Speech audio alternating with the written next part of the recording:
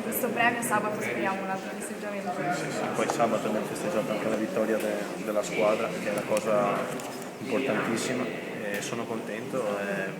Per me oggi è una bella giornata perché comunque vedo riconosciuti 5 anni comunque di impegno e di sacrifici con la maglia del Padova, e questo riconoscimento è una gratificazione alla professionalità e all'impegno che ci ho messo in questi 5 anni. Tu dai tifosi sei considerato una bandiera, tu stesso qualche mese fa avevi detto di sentirti ormai a tutti gli effetti un padovano, e oggi questo premio, quando ti è stato consegnato, è stato sottolineato il fatto che venga dato prima di tutto a degli uomini che rappresentino qualcosa, che siano veramente delle bandiere che al giorno d'oggi ormai insomma sono anche una rarità.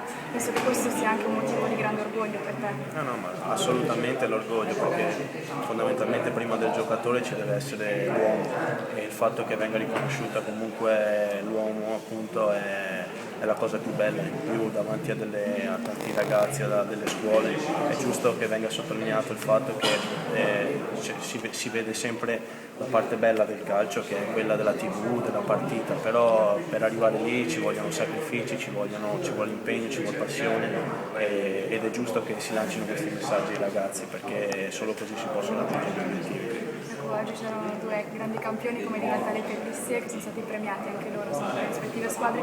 Hai avuto modo di scambiarci più battute? No, loro sono... Ovviamente fa piacere essere avvicinati a questi grandi campioni. Non ho avuto modo di parlare, ho salutato comunque i ragazzi con cui gioco durante l'anno, che sono quelli della Serie B. Magari speriamo di poter un domani poter parlare alla pari anche con quei grandi campioni, perché vuol dire che abbiamo raggiunto gli obiettivi con la squadra. Poi